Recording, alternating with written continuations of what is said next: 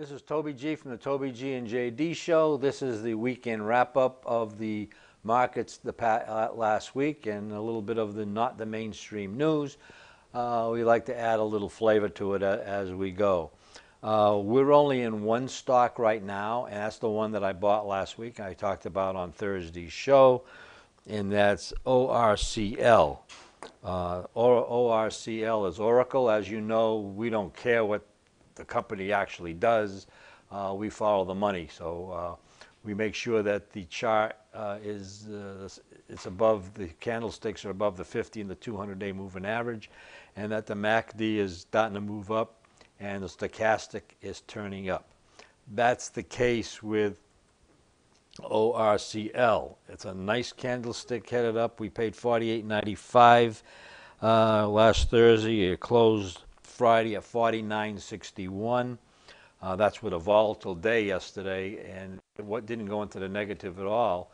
And that's even when the market went down, when they had the announcement of Flynn doing a deal with the Mueller on his investigation. And the stock market came back again, and it's looking real good. I think Oracle's good. I think it's going to bounce up Monday, and we put a stop at $49. So if we get stopped out after commission, we'll break even at this particular point. So, but I think it's going to go up based on the chart. As I told you, you're only going to win on 2 out of 5 stocks, even if the charts do look good. If you do more than that, that's fantastic. But we like to not hold more than 2 stocks at a time. You can only watch so many stocks. I mean, you're not a hedge fund manager where you've got a full staff. You're trading your own account. And I appreciate the people that are following me, and I'm not saying that you buy this. I'm just telling you what I'm doing. And I'm watching now. EBS is on my watch list, but it's not ready. It may never be ready, but that's what I'm watching right now. Now, that being said, a couple of other things that are going on. We did with the tax plan this week, which affected the stocks. I don't like the tax plan. I like it for the corporations, the big corporations. We should be around 20%. I would have preferred 17.5% tax rate. And we need to be competitive in the world, and allowing that large amount of money, the trillions of dollars that have been kept overseas, allowing that money to come back at a reasonable rate, I think is very important. Some of it will go into buying equipment and expanding businesses, but a lot of that money coming back is going to be, going to go into the pockets of the shareholders. They'll probably increase dividends or have an extra dividend, buy back some of their own stock, which will increase the price of the stock. And is it good? Yes, it's good. But this tax deal is, I don't like it. Okay, it's going to help the middle class a little bit, and I'm against all these deals. You had California, New York, New Jersey.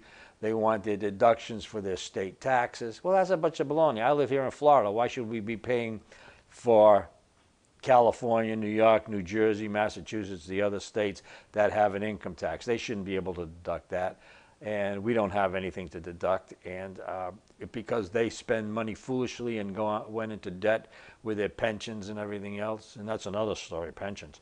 Why should we be paying more in taxes to help them out? So I don't like the deal. I'm a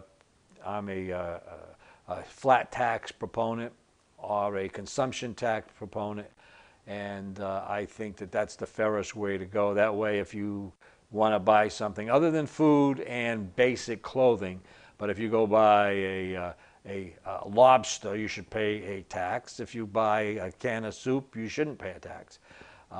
If you buy, $200 sport jacket, you should pay a tax. And if you go down to Walmart and buy a sport jacket off the rack, you shouldn't pay a tax. I think that's fair, okay? But that's what I believe in. The tax code is still too complicated. I'm sure the lobby of the accountants and attorneys and so forth made a lot of money just hammering the Congress not to keep it complicated, so that it gives their accountants money to file the taxes. Now, another thing that's been going on is the Bitcoin. Okay, I was against the Bitcoin. I'm afraid of this digital money we've talked about in a lot of our podcasts. We have a podcast on Spreaker and iTunes that we do every week. But several months ago, we were talking about the digital currencies and how I was afraid of it. You're going to wake up someday if you own Bitcoin, I used to say that, and it's going to disappear. Well, that being said, I put my toe in the water with the cryptocurrencies, and it's doing quite well. I went to Coinbase and invested equally in Bitcoin, Aquarian, and Litecoin. I like Litecoin the best, not only because it's the cheapest, it's about $100 a coin right now, but I think percentage-wise it has a lot. It could go up quite quickly, which it has been. In the last year, it went up 2,400%. Ethereum went up 5,400%, but I think Ethereum is going to continue to go up, but not to the degree that Litecoin could go up percentage-wise. And when you invest in, it's a speculative deal. If you got $300, go into Coinbase, put 100 in Bitcoin, 100 in Ethereum, and 100 in Litecoin, and you can buy a little piece of each, and that way you have your toe in the water. If you can afford more, fine, put more in, but I wouldn't get crazy because of what Bitcoin's done in the past. Just put a couple of percentages of your portfolio and, just watch it, and as you learn more, then and we'll talk about it, and you'll be able to make a decision what you want to do with the cryptocurrencies. It could be fun. It could be exciting. Let's see how it does, but I'm going to stick with those three at this time, and I'll probably add to my position a little at a time. I mean, you could put in as little as $10 in a day. I mean, if you want to go right now, I got an extra $10. I'm not going to go with my girlfriend and buy a couple of Starbucks lattes today. I'm going to invest in Bitcoin. Well, you can do that. Starbucks might miss you, but I don't buy Starbucks. I mean, I boycott companies that take political stands, and Starbucks is one of the ones that I will not patronize. I'm stubborn like that. Another thing I still maintain, and maybe it's going to be sooner than later. I said between this next year and 3 or 4 or 5 years that the stock market's going to go to 31,000. It might hit it before then. And the reason being is part of it is because of the tax plan.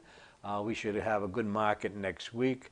I think that, well, I firmly believe all the money that's coming out of Europe and Japan and other parts of the world, as they implode internally, are going into the U.S. equities. There's no place else to put your money.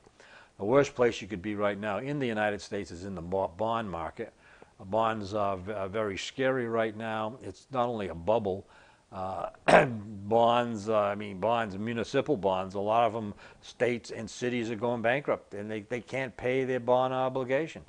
I once sat with a financial planner and someone else. They wanted to go portfolio, and I asked them about bonds, and this particular financial planner who's certified, and she said, there's a city in Illinois that's paying 6%. And I said to her, I said, Illinois is going bust. The state is going bankrupt. What's going to happen when the cities start going bankrupt? How are they going to pay it? She said, they'll keep paying it by law. They have to pay it. They'll just raise their taxes. Obviously, I walked out of that financial planner's office because she was stupid. When these things, you can't just keep raising taxes to pay interest. It doesn't work that way, and it's not worth it. I mean, you're better off staying out of bonds. There's going to be a lot of people that are going to be hurt substantially, especially with pensions, and pensions are in trouble. They can't meet their obligations. A lot of these cities and states, they're in a lot of trouble. And with that being said, I think the stock market will be good. We're going to be looking for other stocks to get into. We're still nibbling into the If you can't hold it, you don't own it, which is gold and silver. I think everybody should own gold and silver as an insurance policy. I don't care if it's $100 worth or $100,000 worth. You should hold it in your possession, not in a safe deposit box. There are a number of places you can do it. You can find a nice, which is as good as a bank. You go into a self-storage unit that has multiple stories, and it's a building. I don't mean these little tinny ones outside. And rent a small unit, pay cash, and store your gold and silver and guns and ammunition in there. And then there's no real trace of it from your checking account or your credit card. And there's various security methods to go in there to check on it and to get to it. So that would be a suggestion. If you go to myangelscloud.com, press on the financial page, and there's a video that shows you how to make a false drawer in your house. You can make a false drawer, store your gold, silver, cash, and diamonds or whatever you want to store. And that's another good idea to hide things. And those are just a few suggestions. We'll have more as we go on. We'll be back on Tuesday on Facebook Live and YouTube Live with more suggestions on how our stock's doing and other stocks that we're looking at. So far, through November 18th, we made 22% from October 18th to November 18th. We're on a positive track again, and let's see how we do by the 18th of December.